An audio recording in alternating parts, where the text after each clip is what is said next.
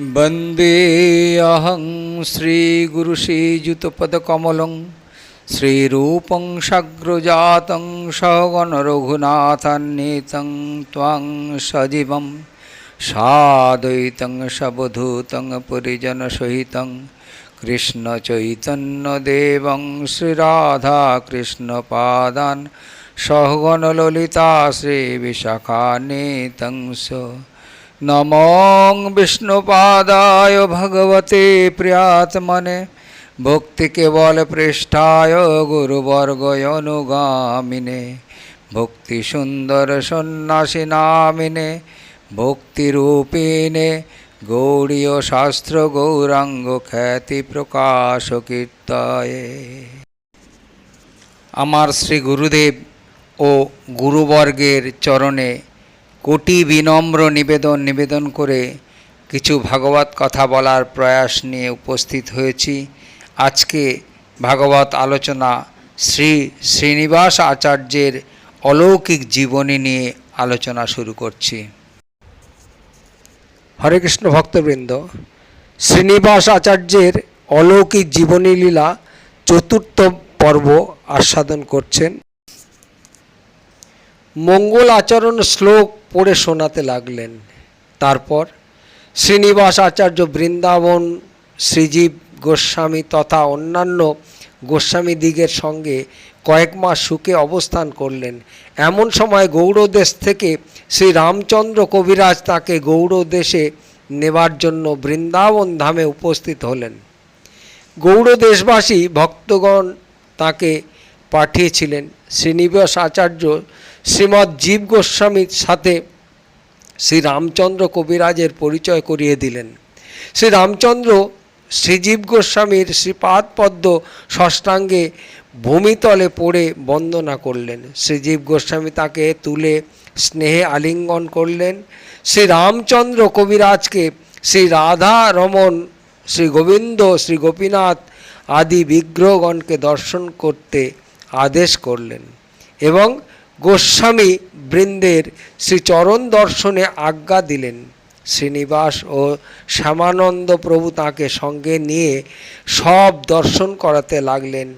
श्री रामचंद्र कविराजेर दैन्य भक्ति प्रभृति देखे गोस्वामीगण सकलेई परम सुखी हलेन।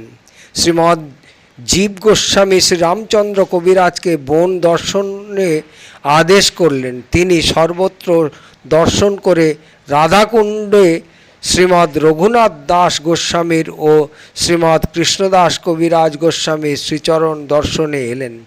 एदिके श्रीमद् जीव गोस्वामीर आदेश निये श्रीनिवास आचार्य श्री श्यामानंद प्रभु गौड़देशेर दिके यात्रा करलेन। बन विष्णुपुरेर आगमन करलेन। राजा वीर हाम्बीर श्रीनिवास आचार्य श्रीचरण दर्शन करे आनंदे नृत्य करते लागलेन। राजपुरे महायज्ञ निये श्रीपाद के पूजापूर्वक विविध उपाचारे भोजन करालेन। राजगृहे महोत्सव आरम्भ हलो।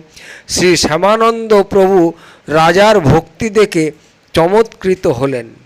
एइबार श्री आचार्य प्रभु राजा के राधाकृष्ण मंत्र दीक्षा प्रदान करलेन। राजार नाम हलो श्री चैतन्य दास। श्री राजपुत्र धारी हाम्बीर मंत्र ग्रहण करलेन। तार नाम हलो श्री गोपाल दास। श्री वीर हाम्बीर आचार्येर द्वारा श्री कालाचाँदेर सेवा प्रकट करलेन। श्रीनिवास आचार्य सहस्ते श्री विग्रहेर अभिषेक पूजादि करलेन। श्री श्यामानंद प्रभुर कয়েক दिन तथा थाकार पर श्री पुरीर दिके यात्रा करलेन। श्रीनिवास आचार्य जाजिग्रामे आसबार उद्योग करलेन एवं समय शिखरेश्वर राज श्री हरिनारायण देव निज गृहे श्रीनिवास आचार्य के विशेष आमंत्रण करलेन। सपार्षद श्रीनिवास आचार्य तार गृहे शुभ विजय करलेन। कয়েক दिन तार गृहे आचार्य अवस्थान पूर्वक श्री भागवत कथा गंगा प्रवाहित करलेन। बहु लोक श्री आचार्य पादेर अनुग्रह प्राप्त हलेन। শ্রীনিবাস আচার্য কয়েকদিন শিখরেশ্বর দেশে অবস্থান করে শ্রীখণ্ডে আগমন করলেন এবং অগ্রহায়ণ মাসের কৃষ্ণ একাদশীতে শ্রী নরহরি সরকারের ঠাকুরের অপ্রকট বার্তা শুনে ভূতলে মূর্ছিত হয়ে পড়েছিলেন। আচার্য বহু খেদপূর্বক ক্রন্দন করতে লাগলেন। তারপর অতি কষ্টে ধৈর্য ধারণ করলেন। শ্রী রঘুনন্দন ঠাকুর শ্রী সরকার ঠাকুরের বিরহে বড়ই কাতর হয়ে পড়লেন। শ্রীনিবাস আচার্যকে দেখে একটু শান্ত হলেন। কয়েকদিন আচার্য শ্রীখণ্ডে অবস্থান করার পর কণ্টক নগরে এলেন। সেখানে এসে শুনলেন শ্রী গদাধর দাস ঠাকুর কার্তিক মাসে অপ্রকট হয়েছেন। নিদারুণ শোকে আচার্যের প্রাণ বিদীর্ণ হতে লাগলো। অতি কষ্টে ধৈর্য ধারণপূর্বক জাজিগ্রামে এলেন এবং স্বগৃহে ভাগবতগণকে আহ্বান করে এক মহোৎসবের আয়োজন করলেন। অতঃপর মাঘ কৃষ্ণ একাদশীতে দ্বিজ হরিদাসের অপ্রকট মহোৎসব করবার জন্য আচার্য কাঞ্চনগড়ি নগর অভিমুখে যাত্রা করলেন। কাঞ্চনগড়িতে দ্বিজ হরিদাসের অপ্রকট মহোৎসব মহাসমারোহে অনুষ্ঠিত হল। উৎসবের দিন দ্বিজ হরিদাসের পুত্র শ্রীদাসও শ্রী গোকুলানন্দ আচার্য থেকে দীক্ষা গ্রহণ করলেন। কয়েকদিন সেখানে অবস্থান করবার পর শ্রী আচার্য ফাল্গুন পূর্ণিমায় ক্ষেত্রীর মহোৎসবে যোগ দেবার জন্য যাত্রা করলেন। ক্ষেত্রীতে এই উৎসবের আয়োজন রাজা সন্তোষ দত্ত করেন। তিনি শ্রী নরোত্তম ঠাকুরের ভ্রাতুষ্পুত্র এবং শিষ্য। এই উৎসবে স্বয়ং শ্রী জাহ্নবা দেবী আগমন করেন। তার সঙ্গে শ্রীনিধি, শ্রীপতি, শ্রীকৃষ্ণ মিশ্র, শ্রী গোকুল, শ্রী রঘুনন্দন প্রভৃতি গৌর পার্ষদগণ আগমন করেছেন। শ্রীনিবাস আচার্য বিগ্রহগণের অভিষেক পূজাদি করেন। ভোগ রন্ধন শ্রী জাহ্নবা মাতা করেন। ফাল্গুন পূর্ণিমা তিথিতে অহোরাত্র শ্রী হরিনাম সংকীর্তন মহোৎসব হয়। ওই কীর্তনে স্বপার্শ্বদ শ্রী গৌরসুন্দর আবির্ভূত হয়ে ভক্তগণকে দর্শন দিয়েছিলেন। ফাল্গুন পূর্ণিমা তিথিতে সকলে উপবাস করেন। দ্বিতীয় দিবসে পারণ মহোৎসব করা হয়। শ্রী গৌরাঙ্গ, শ্রী বল্লভীকান্ত, শ্রী ব্রজমোহন, শ্রীকৃষ্ণ, শ্রী রাধাকান্ত, শ্রী রাধারমণ, এই 6 বিগ্রহের প্রতিষ্ঠা উৎসব হয়। বৈষ্ণব জগতে এই রূপ মহোৎসব ইতপূর্বে বিশেষ হয় নাই। রাজা সন্তোষ দত্ত সমাগত বৈষ্ণবগণকে বস্ত্র মুদ্রাদি দান করেন। বৈষ্ণবগণ রাজা সন্তোষ দত্তকে প্রচুর আশীর্বাদ করেন।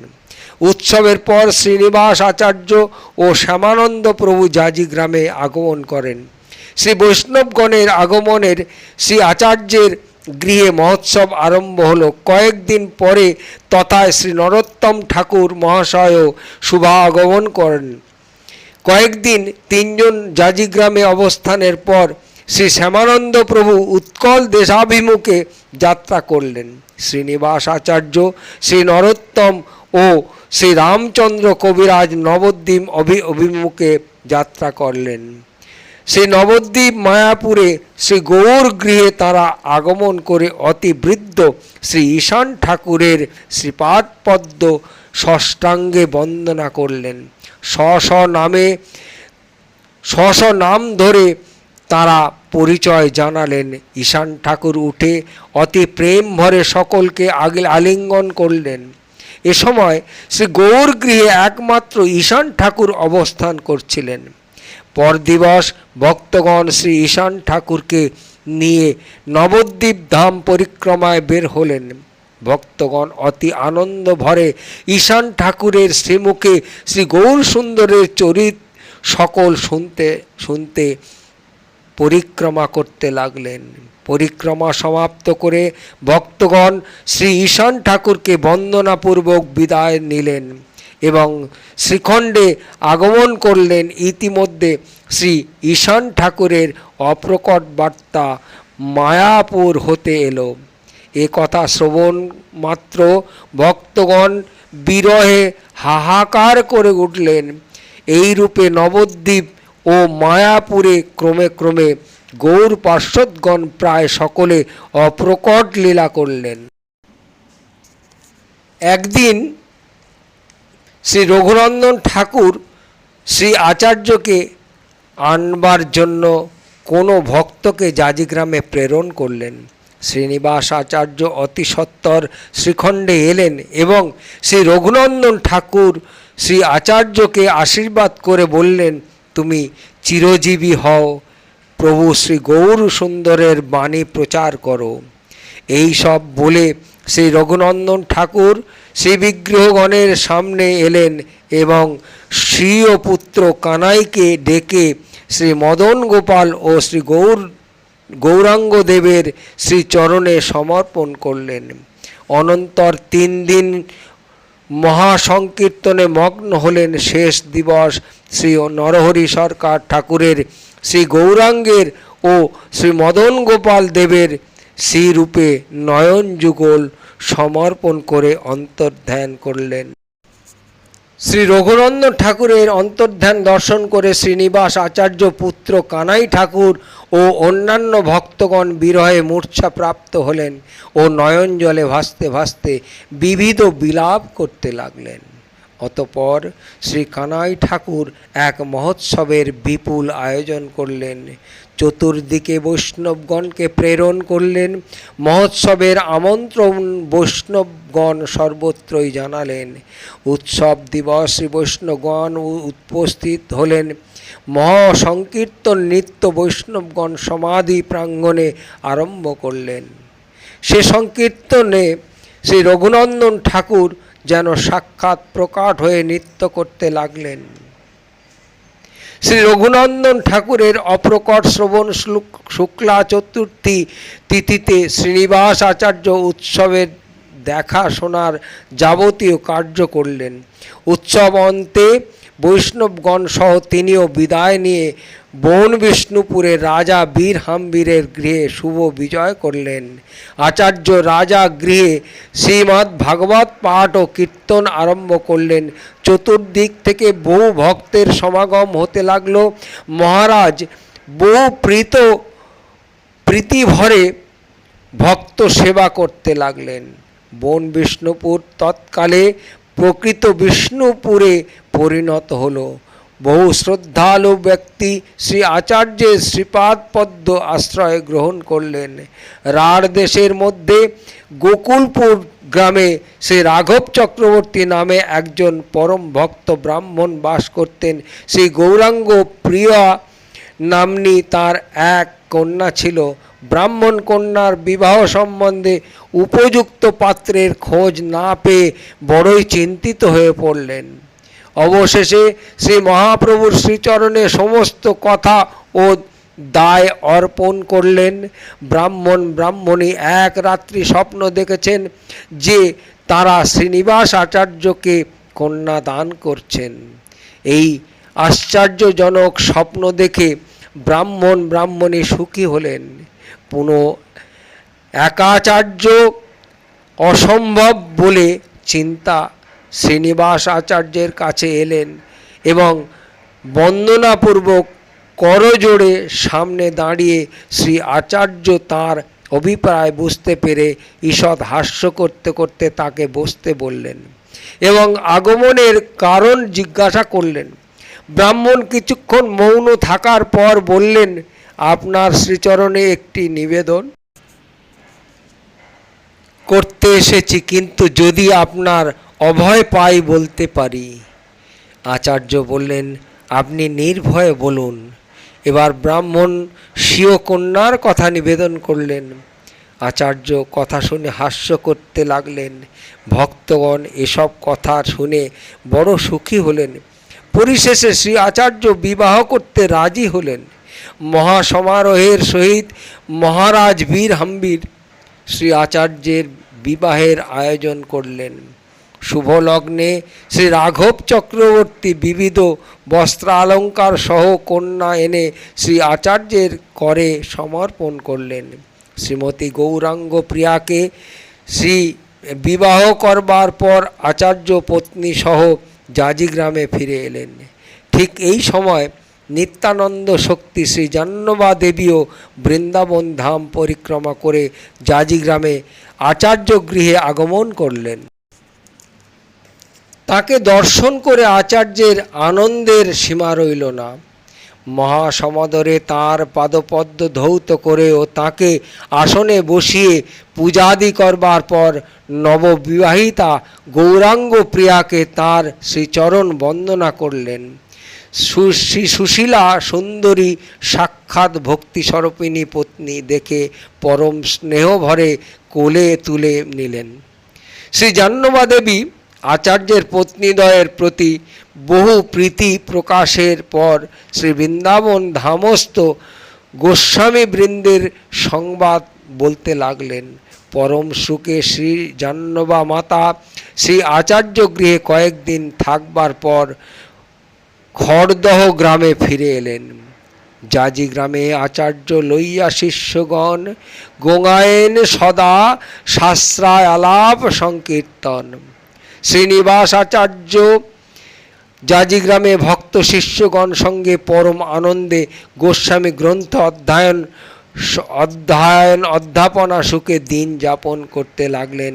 আচার্যের ঐশ্বর্য ও বৈভব দর্শনে সকলে আচার্য হতে লাগলেন। তার প্রভাবে মহাপাষণ্ডীগণও এসে তাঁর শ্রীচরণ আশ্রয় করতে লাগল। শ্রীনিবাস আচার্য, নরোত্তম ও শ্রী রামচন্দ্র তিনজন বিভিন্ন হৃদয়ে ছিলেন। শিল নরোত্তম ঠাকুর লিখেছেন, দয়া করো শ্রী আচার্য প্রভু শ্রীনিবাস রামচন্দ্র সঙ্গ মাগে নরোত্তম দাস। শ্রীনিবাস আচার্যের 3টি কন্যা ও 3টি পুত্র হয়।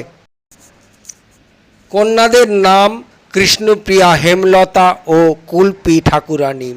পুত্রদ্বয়ের নাম বৃন্দাবন বল্লভ, রাধাকৃষ্ণ ও শ্রী গীত গোবিন্দ। শ্রী গতি গোবিন্দ ঠাকুরের পুত্র কৃষ্ণপ্রসাদ ঠাকুর, তাঁর পুত্র জগদানন্দ ঠাকুর। শ্রী জগদানন্দ ঠাকুরের 2 পত্নী ছিলেন। প্রথম পত্নীর সন্তান যাদবেন্দ্র ঠাকুর ও দ্বিতীয় পত্নীর সন্তান রাধামোহন ঠাকুর।